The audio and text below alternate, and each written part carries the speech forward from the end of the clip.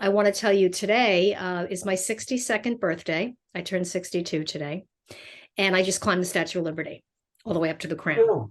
And I'm 60, and And I'm 62 as well. oh, very nice. Okay. So I run 30 miles a week.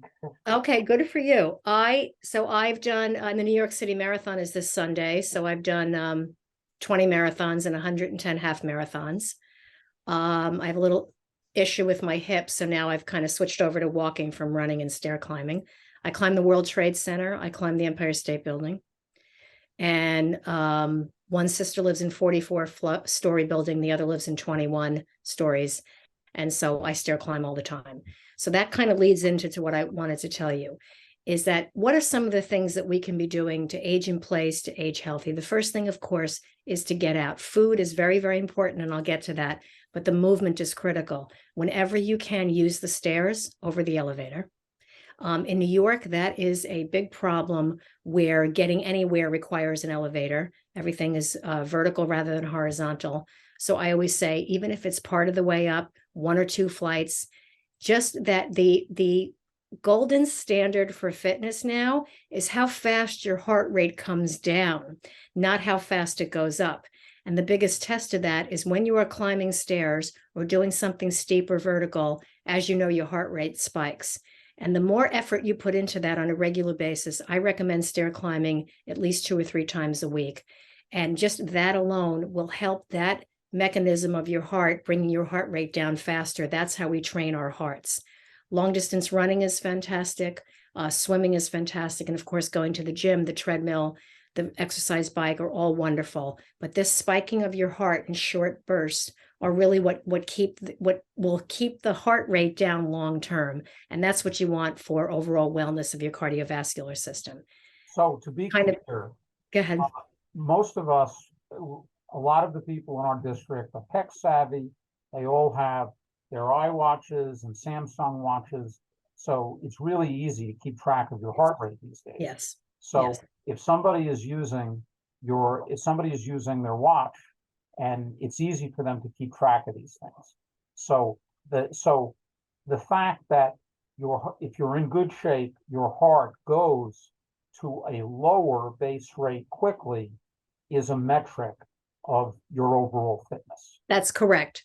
And it's one of the number one things that the cardiologist looks for when you go and have a stress test. So that's kind of an aside, but that's very important to know because especially with age, our heart rate increases and we want to keep it low. If you want numbers, I can give you between 55 and 60 is optimal health. Most people, it's much higher, especially over 60.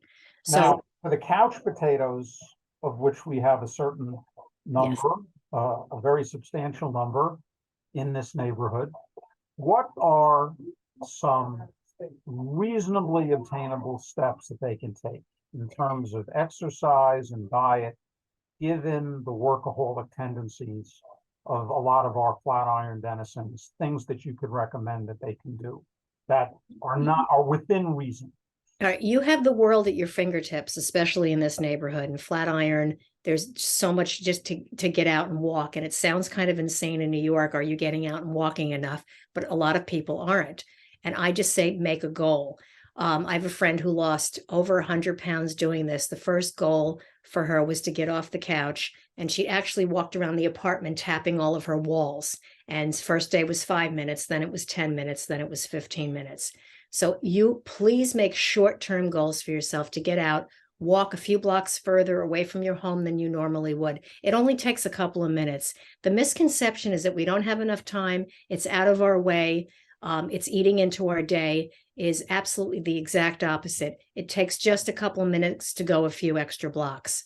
And sightsee, learn your own neighborhood. We're so engrossed in what it is we have to do. We forget maybe there's an interesting building to stop and look at the facade, maybe go in the park and do a little loop. Today, like I said, I climbed the Statue of Liberty today, take a walk to Battery Park, take a walk to Gramercy Park, take a walk to 34th Street and just sightsee in the windows. It sounds mundane, but it actually makes all the difference in the world. And you're breathing. When you're walking and you tend to get huff like, walk slowly put your arms over your head, take deep breaths, because something that we know now, there's a concept in balance called proprioception. I don't know if either one of you have heard that word before. Are you familiar with it? Okay, proprioception is how you view your perception of your space in the world. So your proprioception controls your gait, what you feel peripherally, not really what you're seeing, but what you're feeling. And with age, that diminishes. So how many times have we seen an elderly person get to the corner and they go to step down and they fall? And you think, how did that person fall? It's only 3 inches or 4 inches down. They don't have concept of that. The proprioception is off.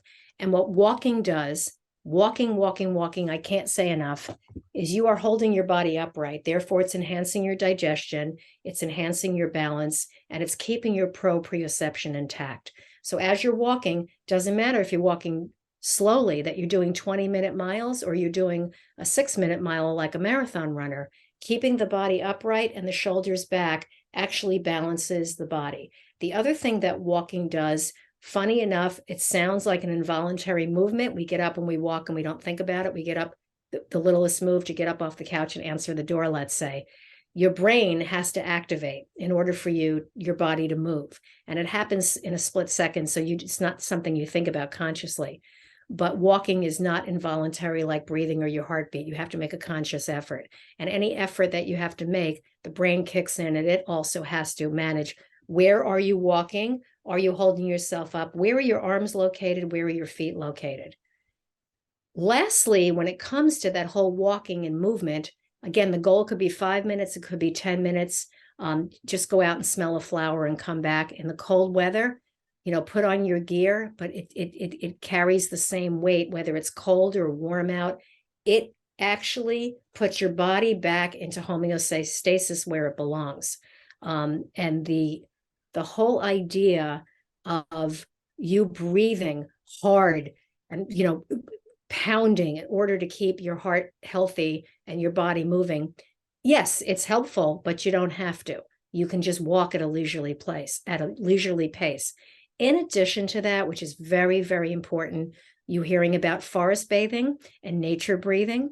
And what I'm learning about that, yes, it's ideal to take your shoes off, go barefoot and walk in the woods. Now you can go to Central Park and do that. You can go to there's parks all over the city, these little tiny parks. Just go step in the grass. You may not feel safe doing that. Touching plants, going and smelling flowers again, even in the winter, walking near trees. It sounds so cliche and so from the 60s, tree hugging, but actually coming in contact with foliage enhances your body's wellness. You know what? I love that. Brain function. I love that because so a house plant, you put plants in your house, put plants on your terrace. Perfect thing for you, which you may know, which is that those of us in the Flatiron district have Madison Square Park. Is one of the model urban parks. Yes. They have horticultural experts that have flowers and trees and bushes and shrubbery that are just remarkable. So that would be, I hope when you're here, you'll have a chance to see that. That would be the perfect place to commune with nature, as you seem to be saying. Absolutely. I don't know if you know the name, but Dr. Elizabeth Greenberg was a chiropractor she was on 5th Avenue and 16th Street. And she's my sister. Her office was there for 30 years almost. And that's what we used to do is we'd make sure we walked home. But the physical contact with the plants and the trees and the flowers, to go over and just smell the flower, have it near you, keep herbs in a window pot in your apartment as well. We know that gardening in apartments is challenging. And here's what I learned from a doctor in Santa Barbara, California, who specializes in this. Even fake plants give you a little bit of a burst of energy the same way that any foliage would. And it supports your local florist. So send yourself flowers. Send yourself flowers once a week and have them on your desk, have them in your living room, have them in the entry when you come into your apartment.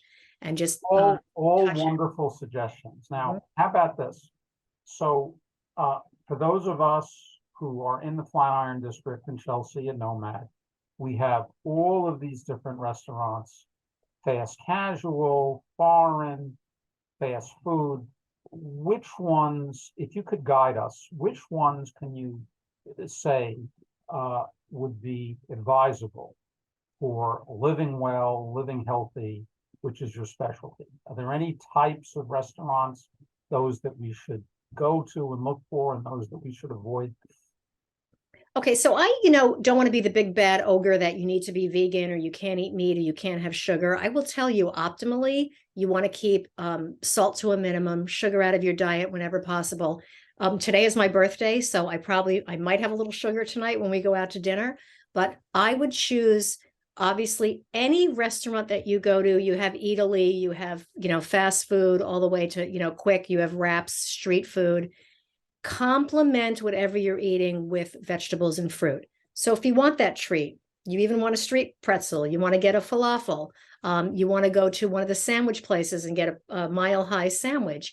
Just make sure you're complementing it with plant-based. So add a little bit of that extra salad or tomato or lettuce onto it. If you're going to go have a pasta dish, have one with a little bit of vegetable on top of it. And I would save the sugar for special occasions. I don't want to put the bakeries out of business. I'm so proud of them and all the beautiful work that they do. But, I always say is eat, this old saying, as you know, life is short, eat desserts first. If you want to have dessert or you have a special occasion, have a bite, share it. But you have the best food in the entire world in your community. And the restaurants are phenomenal. Just again, incorporate it. Maybe have an apple or an orange before you leave the house. And that way you won't eat so much. If you're going for a walk or you're going to be out for several hours, stick something in your bag that's a healthier choice. That way, when you go to the restaurant, you still can enjoy your food, but you won't be devouring it. And I can't say enough about don't allow yourself to get so hungry that you'll eat absolutely anything. So that's the tip when going into dining. But the actual dining, if you're going to get a pizza, I love pizza, just get a couple of extra vegetables on top. It really does counter it. When people say they're going to go for a walk or go to the gym and do something healthy, and then I'm going to go have a muffin or a cupcake, and it negates it doesn't negate all your efforts. Absolutely not. It's just part of a bigger package. So it's something that you can be a weekend warrior and you can be a weekend indulger. So you can indulge in one incredible meal that you go for broke one night a week. That's totally fine. But like I said, on the daily basis, choose. All great advice. I'm Yes. sure that this is something that Yeah. our readers and followers will be glad to hear. Yeah. Can you tell us a little bit about your motivations and how you came to write your latest book, and what is special about it, or what your readers can expect to take from it? Obviously, some of the things you've talked about already, but Absolutely. Absolutely. So I grew up, I was not an athletic child. I was not terribly unhealthy, but I was overweight and typical Long Island kid. And as I got older, I started to realize that one direct response of not eating well and being overweight was I didn't feel well. And it kind of hit me in right around 2021. I was in college and I switched my major to nutrition, and I had to stay in school a couple more years to make up for it. But I went through, I made a personal transformation, and I went into the business of nutrition. And I became, first I was a dietitian, then I became a nutritionist at culinary schools, and I taught chefs how to make healthy food for restaurants and just for teaching purposes. And then I got into the fitness side of it, and I went on to run 20 marathons, 110 half marathons, and now I do competitive tower climbing. That's more recent, but I didn't get married till I was in my late 30s. And I had my daughter at 40. And here I am 40, and a lot of the other mothers were 25. And they kept saying to me, "You're running another marathon? You're 40. You're not supposed to be doing that." And I realized, hey, wait a minute.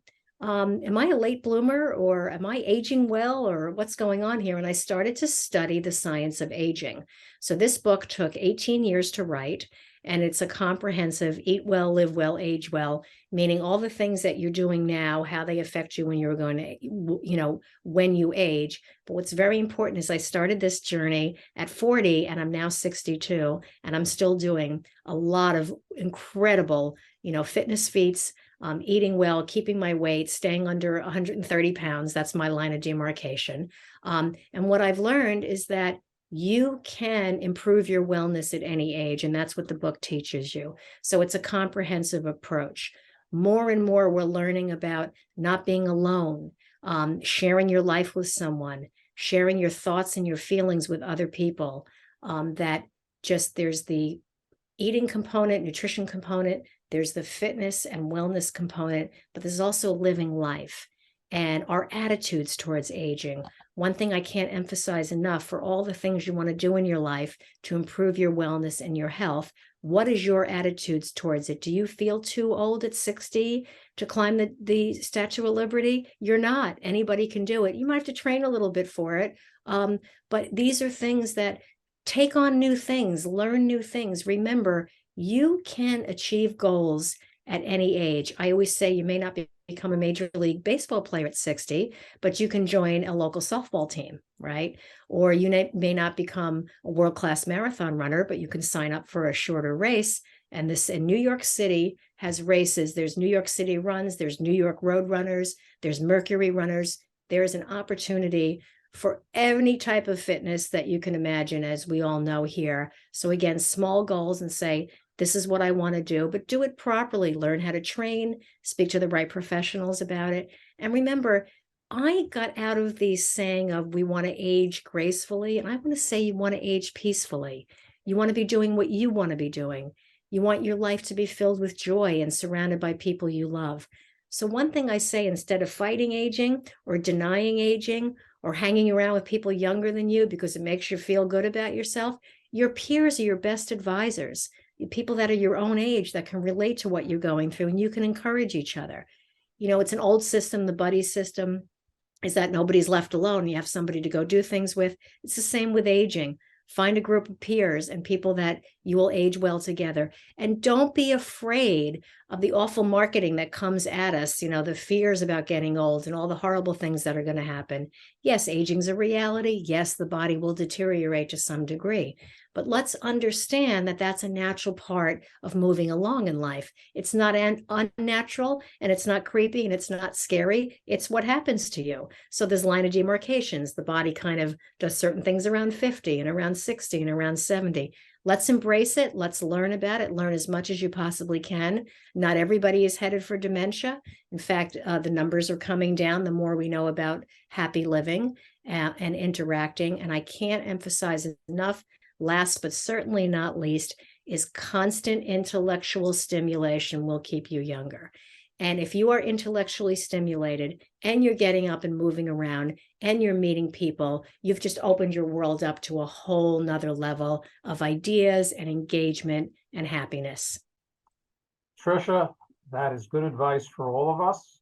Thank you. Can't thank you enough for coming on. Thank you. Thank you for having me. Jay and I will work together on the blog post. Okay, great. We just so you know, we recorded this Okay. session, and obviously anything that we put up on the blog will run by you, and Sure. To make sure that we haven't missed anything. For those of you who may view this recording later, we're talking with Patricia Greenberg, who is the author of Eat Well, Live Well, Age Well, which is about living into your 90s and doing it right in terms of exercise, diet, and intellectual stimulation. Patricia, thank you so much. Thank you, Todd. And what I would say is, just so you know, the Flatiron Hot News is the sponsored blog of the New York City Seminar and Conference Center. Patricia, if you can take a look at our website at nycscc.com. If you ever need a venue or location to do some seminars or training sessions or book talks, I hope you'll consider us. We're right on the corner of 6th Avenue and 23rd Street. And I think this is great. Roche, do you have any questions that you'd like to add?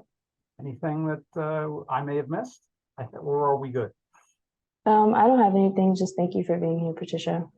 Thank you. Happy birthday. Thank you. And I hope you got something out of it. I like talking to people younger than me as well.